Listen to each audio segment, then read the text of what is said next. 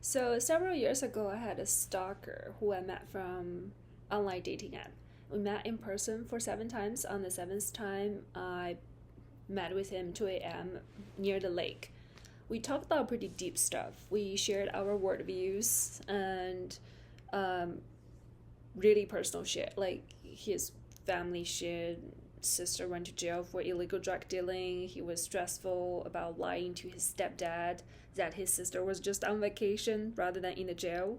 And his mom and him were living in fear because his dad worked for Virginia government. He could just, I'm sorry for exposing his privacy. He knows all of my privacy anyway. He hacked all my electronic devices, phones, computers, all of them, and he banned me on the dating app. And he hacked the whole dating app server, changed everybody's profile. Name, photo were still those strangers, different people, but the content, like introduction paragraphs, were different. Those contents were what we talked about in person. That's only he knows. So that's how I figured it was him who hacked the dating. It's called OkCupid dating platform. He changed all of the introductions and he even created fake profiles as like, okay, I was looking at astrology on my phone, so it was private in my browser.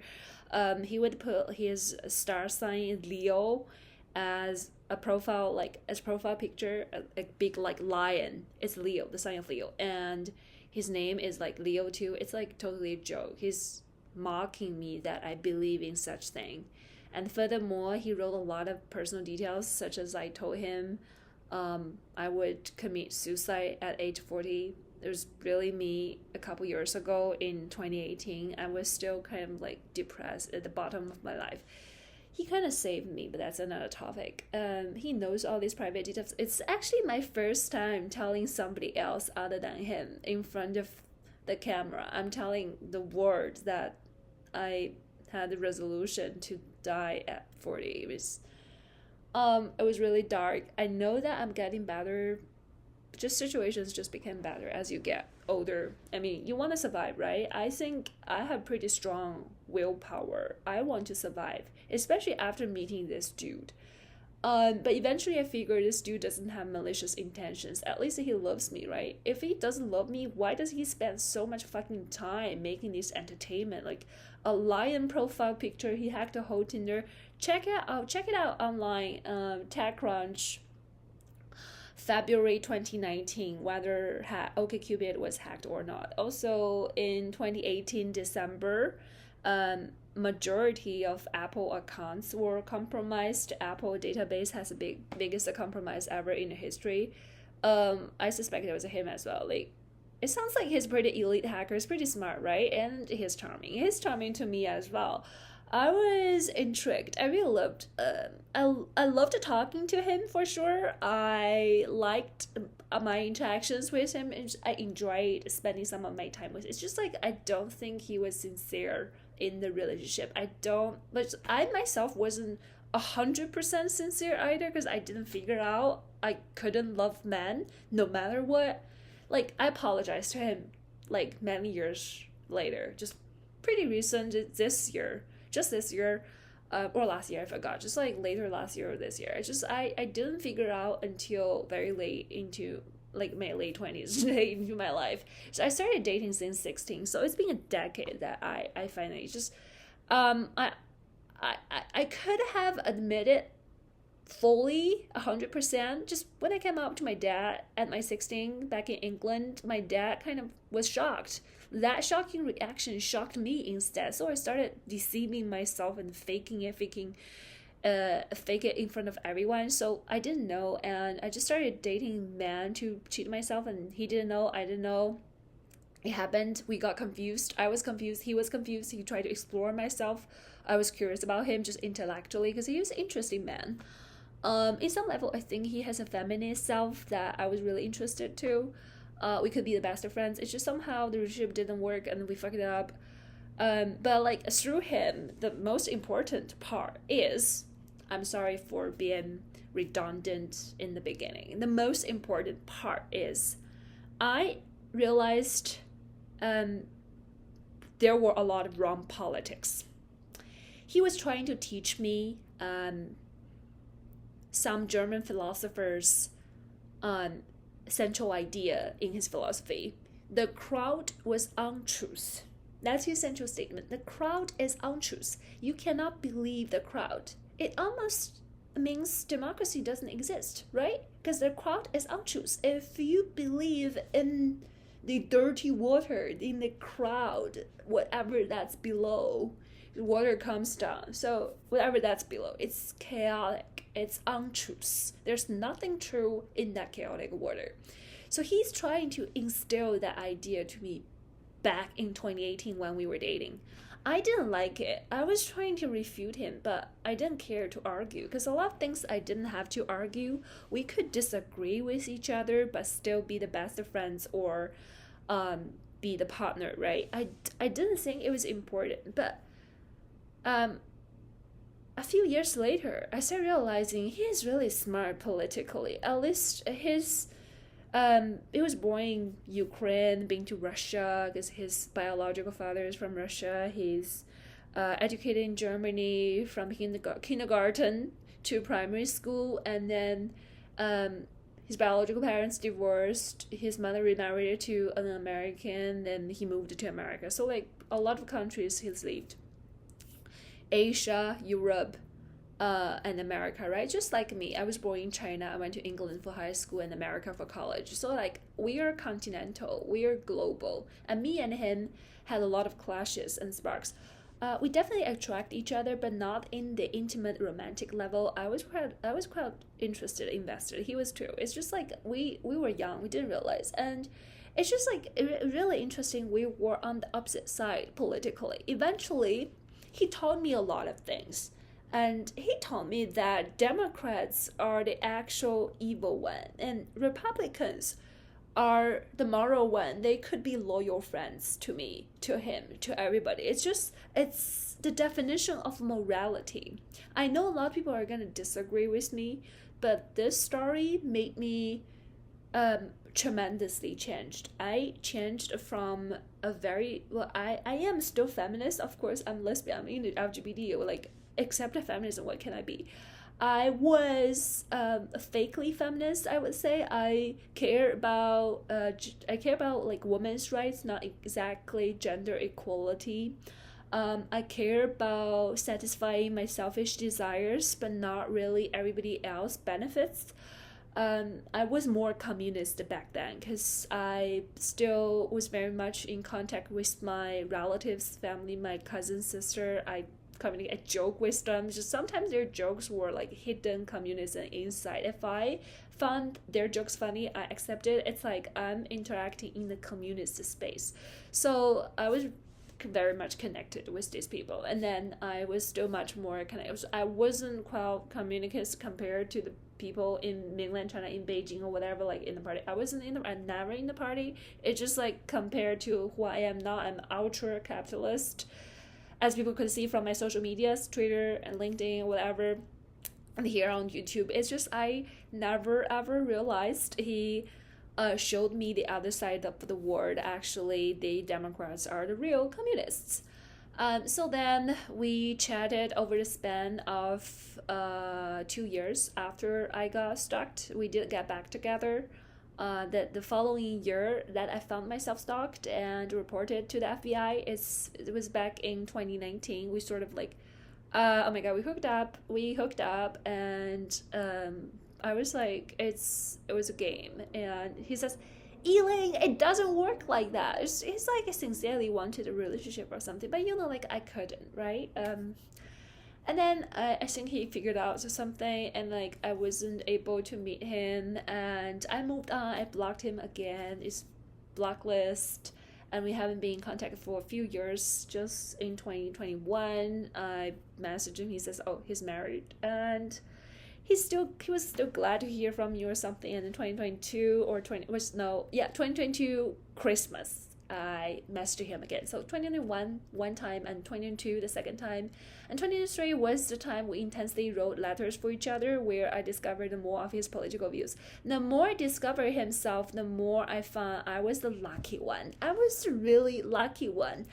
I am Chinese, but not so Chinese, due to the fact that I grew up in England and had a lot of English friends. I've just a lot of foreigner friends, maybe like from Brazil, from Mexico, from Russia, just like Britain, just like a bunch of like different nationalities, more westernized than most other Chinese groups who stick together. I didn't go to library with them. I was very, very, very like integrated into the British family and communities. But like I really didn't know what was exactly the problem with the word until he appeared. He started bringing out this modern technical problem, the modern age, and people's anxiety, etc. And he taught me a lot from the profiles he wrote. He changed those contents, and then he wrote me letters a few years later after the stalking, right, in my email exchanges with him. I learned that he's really trying to support me. At least he doesn't want to instill ideas to me just because he isn't sure if I will accept it, but he's trying to point me to the right direction. Just trying to shed light to certain things that I was unaware of. And he certainly agrees that my second boyfriend, the one before him, the Adam Stafford from UC Berkeley, who stalked me to my dorm, gained illegitimate access to my dorm door downstairs. He just followed somebody, got into the building, and then followed like whatever. He walked upstairs and stalked me to the dorm. Like he knew I lived there because he's been there before. He knocked the door really aggressive. Don't. And this happened before him, and I was traumatized. I had a problem with this Democrat already, and he says he hates Trump or whatever. This Adam Stafford. Like this was what happened before him, and I was already thinking there was a problem. And this like stalker, lover, hacker, whatever's, I forgive him. I'm literally fine with anybody because I think there's, even if it's the worst terrorist, he needs love as well. Not to mention that I think he was serious with me. I just thought he taught me a pretty important lesson that if you do want to be neutral and you want to live in this world without any problem, like why are people angry, and why people rebel, why anarchists exist, and the current real imperfections existing within governments, then you should stand aside from the Democrat ideas the Democratic Party in United States claims, because they are the real tyrants. They are the real communists. They don't care about you. They care about themselves most.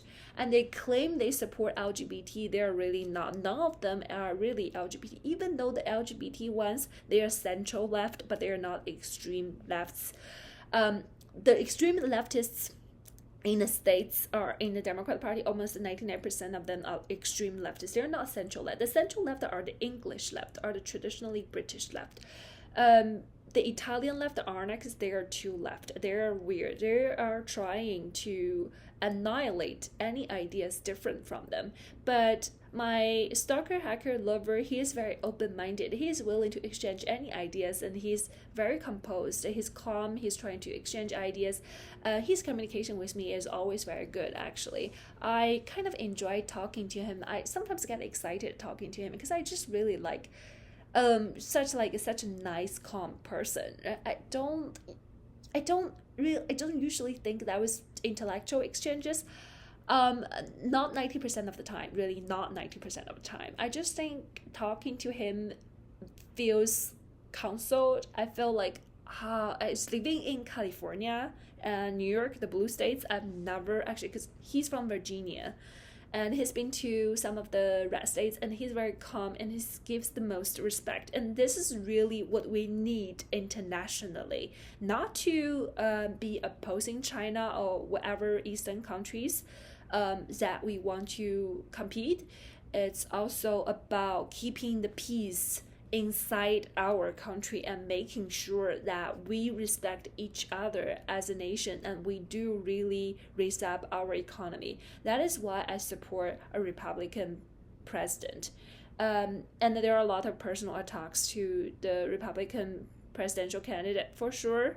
Like, people can be evil. Just I can't count how many incidents I had with the Democrats, because it's always the Democrats. I have the most friends as Democrats because where I lived, but he is really the example that just, I was going well, like I was doing well, my life was going well, but it was kind of fake until something happens as dangerous as cyberstalking. He created such a story in my life that made me completely realize, oh my god, now this is real. All these friends won't really help me, and all those friends who help me, except I give them money, they don't, sometimes they don't even want the money because they don't help, they don't know, and they're just like really helpless citizens who don't really want to know what the government is doing with them, and who's just like lost their intellect to figure out things, who's kind of like stupid because they believe in media, right? They believe MAGA medias, not MAGA, they believe in the major medias. And that's one reason that's what caused the MAGAs, the Trump supporters, angry. Because if you are more calm, more sensible, more truth-loving, you wouldn't agitate them. They wouldn't become MAGAs. They wouldn't become irrational. There wouldn't be riots and rallies. There wouldn't be violence because they wouldn't be so angry. You agitated them. You were tyrannical. You were trying to agitate them. And I know. And this tyranny also displays at when my transgender friend who lives with me in New York in Upper East, I said I'm neutral because I'm really a neutral person. I don't care, like I don't support any side. I just care about peace and doing what I love, such as math, fashion, scientific, interesting things, right? So I was trying to express my neutral opinions. My neutrality means if Germany sends weapon to Ukraine to inside the war, I'm gonna block it. But she says, no, that's not neutral. Neutral means you're actively choosing a side that's in the middle. That's not neutral. I said, if you're not in the middle, which point is neutral? Neutral is being in the middle. And she said, no, you don't have an opinion as a neutral person. I don't have an opinion. I'm not allowed to have an opinion as a neutral person. So why are you annihilating my opinion? Why are you just fucking like slap me on my mouth, shut me off? Who the fuck are you? She's providing like accommodation for me. She's trying to make friends with anyone. She failed to make friends with anyone. She couldn't make a connection for a reason. And these people are deceiving others, deceiving themselves. Of course, she can choose not to disclose her gender, but she couldn't pretend to be a lesbian, dating lesbian. I mean, why are you doing that? Just like, okay, gay people, I'm sorry guys, it's just real. It's about honesty. It's about like whether or not you protect, you trust, you have protection and you trust in a constitution. If you don't trust, why are you in this country? Just fucking move out, right? Just these Democrats are tyrannical. They don't want you to have opinions. As long as you have any difference in your opinion with them, they want to annihilate you. And my stalker hacker lover, he never does that, except doing stalking, knowing my views. He's obsessed or whatever. I mean, it's kind of fine. Like, I know I'm interesting. I know I'm obsessive. I'm obsessible. I mean, love me. Do whatever to me. I mean, be my guest. What can I do? I mean, I can't prevent you loving me. It's just sometimes you have to realize if you're doing unhinged things over and over again, this environment wouldn't enable us to create anything, right? You can't create an interesting romance. You can't create a successful career. You can't create your project. So there's no future. When there's no future supported by rational thinking, there's no fun. And I wouldn't be happy. You wouldn't be happy. Those tyrants, but of course they would be dead because she doesn't have a job. Most Democrats don't have a job. They're actually looking for a job. They're unemployed because of their evil karma, right? Just, I don't worry about job for a reason. And I had a startup. I was an entrepreneur. I'm now a student on my way to become a lawyer. I'm pretty fine with myself. It's just these Democrats don't have a job for a reason because people don't want to recruit them. They're lazy. They try to manipulate others. 90% of time, they're thinking about manipulating others. And this is what Kamala Harris does. And Trump is just kind of like, I know he's crazy, but like, I'm so sorry there's no candidate. There's just, I mean, people make a choice. If you have to make a choice, you have like a 4-way diagram. You choose a Republican that's not a very good candidate. But there's a but. The relationship between this and that is but. You do need a Republican president. I'm sorry, guys. Or computer just died. I'm so sorry, guys. And you support that. You need a Democrat candidate right now. If that's true or false, I don't know. But you think she is the right candidate. Just these 4 statements. Do you need a Republican? Do you need Democrat president? Do you think the Republican candidate is the right one? Is he the wrong one? Do you think the Democrat candidate is the right one? Do you think she is the wrong one? So there are like 4 choices. There's Democrat, Republican, and just two. It's 4. It's 4 choices. You just write just Republican, right or wrong. It's Democrat, right or wrong. And you do the possibility analysis. And when you do this chart, you estimate the possibility that if we need a Democrat president, and if she is the right choice, and how much is the possibility? If she is the wrong choice, how much is the possibility of that result? And if Republican president is needed, how much is the possibility that Trump is right, and how much is the possibility that Trump is wrong? And when you do this 4 different scenarios analysis, you will find that the ultimate truth is that you do need a Republican president. But even if Trump is not the best candidate, you still have no other optimal choice if you have to vote, which is to exercise democracy. Then you have to outweigh the negative consequences of choosing even if a wrong Republican president, because there's no optimal choice.